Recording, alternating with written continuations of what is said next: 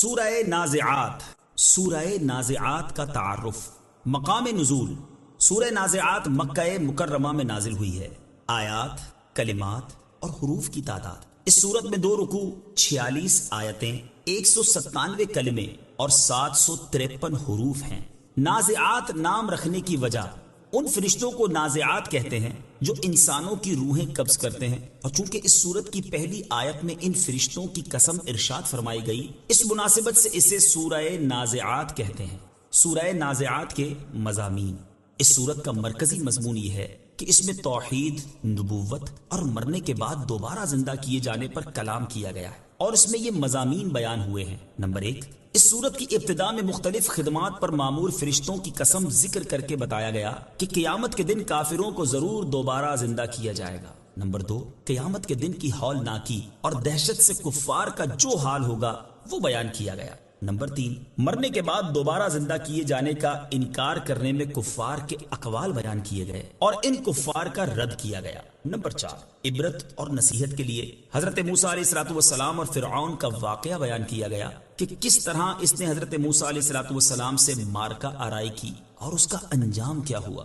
Number 5، مردوں کو دوبارہ زندہ کیے جانے کا انکار کرنے والوں سے خطاب فرمایا گیا اور بعض محسوس دلائل بیان کر کے اس چیز پر اللہ تعالیٰ کی قدرت کو ثابت کیا گیا ہے۔ نمبر 6، یہ بتایا گیا کہ آخرت میں انسان کو اعمال نامے دیکھ کر اپنے تمام دنیاوی اچھے برے اعمال یاد آ جائیں گے، اور جس نے سرکشی کی اور دنیا کی زندگی کو آخرت پر ترجیح دی تو اس کا ٹھکانہ جہنم ہے، اور جو اپنے رب عز و جل کے حضور کھڑے ہونے سے ڈرا اور اس نے اپنے نفس کو خواہش کی پیروی کرنے سے روکا تو اس کا ٹھکانہ جنت ہے۔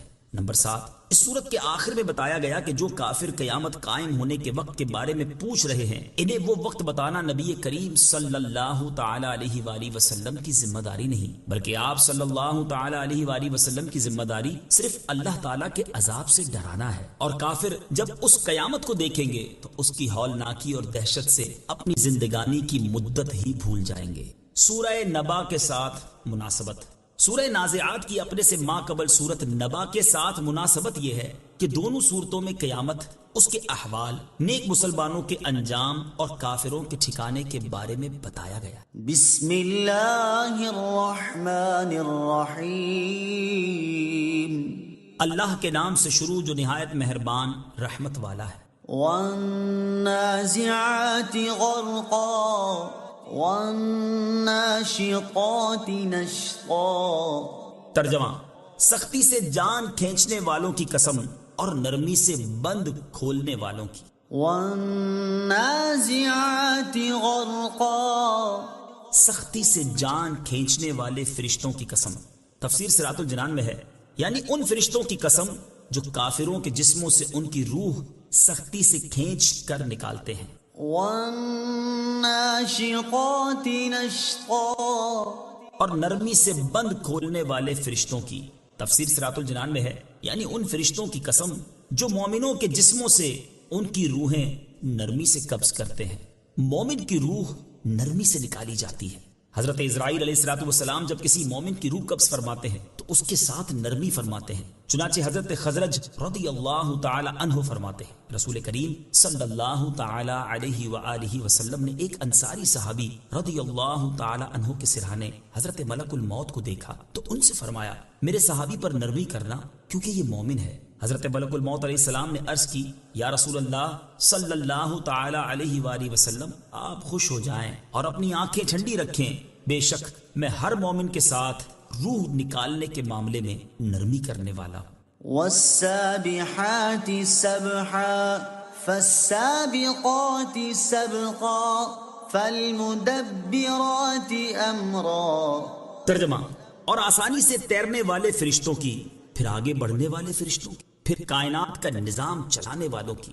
اے کافروں، تم پر قیامت ضرور آئے گی۔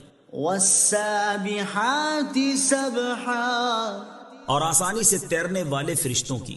تفسیر صراط الجنان میں ہے، یعنی اور ان فرشتوں کی قسم جو زمین اور آسمان کے درمیان مومنین کی روحیں لے کر آسانی سے تیرنے والے ہیں۔ فالسابقات سبقا، پھر آگے بڑھنے والے فرشتوں کی۔ تفسیر صراط الجنان میں ہے، ارشاد فرمایا کہ پھر ان فرشتوں کی قسم جن کا وصف یہ ہے کہ وہ اپنی اس خدمت پر جلد پہنچتے ہیں جس پر وہ مقرر ہے۔ فالمدبرات امرا، پھر کائنات کا نظام چلانے والے فرشتوں کی، تفسیر صراط الجنان میں ہے، یعنی پھر ان فرشتوں کی قسم جو دنیا کے کاموں کا انتظام کرنے پر مقرر ہیں اور ان کاموں کو سر انجام دیتے ہیں۔ ان تمام قسموں کے ساتھ کہا جاتا ہے کہ اے کفار مکہ، تم ضرور دوبارہ زندہ کیے جاؤ گے اور ضرور تم سے تمہارے اعمال کا حساب لیا جائے گا۔ ہر کام وسیلے کے ذریعے ہونا اللہ تعالیٰ کا قانون ہے۔ یاد رہے کہ اللہ تعالیٰ کی قدرت تو یہ ہے کہ ہر چھوٹا بڑا کام کسی وسیلے کے بغیر خود اسی کے حکم سے ہو جائے، لیکن قانون یہ ہے کہ کام وسیلے کے ذریعے ہو، کیونکہ دنیا کا ہر کام کائنات کا نظام چلانے پر مقرر فرشتوں کے سپرد ہے۔ آیت سے یہ بھی معلوم ہوا کہ بعض نام اللہ تعالیٰ اور مخلوق کے درمیان مشترک ہیں، جیسے علی، سمیع، بصیر، انہی میں سے مدبر بھی ہے کہ رب عز و جل بھی تدبیر فرمانے والا ہے، اور فرشتے بھی مدبرات امر یعنی کاموں کی تدبیر کرنے والے۔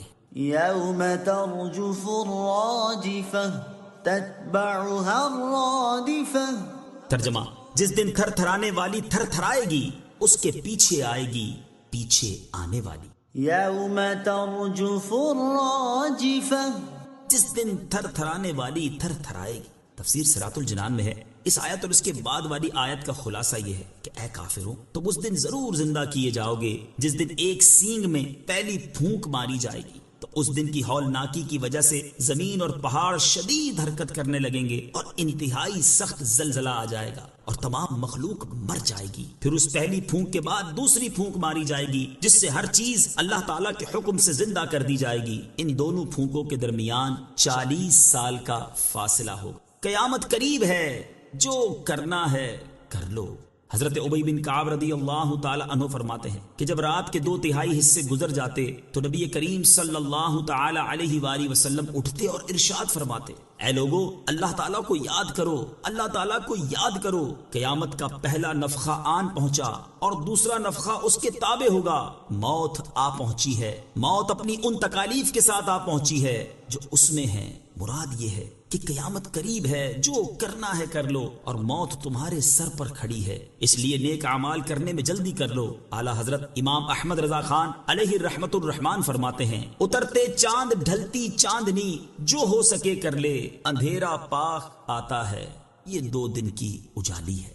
قلوب یومئذ واجفہ ابصارها خاشعہ، ترجمہ، دل اس دن خوف زدہ ہوں گے، ان کی آنکھیں جھکی ہوئی ہوں گی۔ قلوب یومئذ واجفہ، دل اس دن خوف زدہ ہوں گے۔ تفسیر صراط الجنان میں ہے۔ اس آیت اور اس کے بعد والی آیت کا خلاصہ یہ ہے کہ جس دن سور میں پھونک ماری جائے گی تو اس دن مرنے کے بعد اٹھائے جانے کا انکار کرنے والے کفار کا حال یہ ہوگا کہ برے اعمال اور قبیح افعال کی وجہ سے ان کے دل خوف زدہ ہوں گے، اور اس دن کی دہشت اور ہولناکی کی وجہ سے ان کی آنکھیں جھکی ہوئی ہوں گی۔ یقولون ائنا لمردودون فی الحافرہ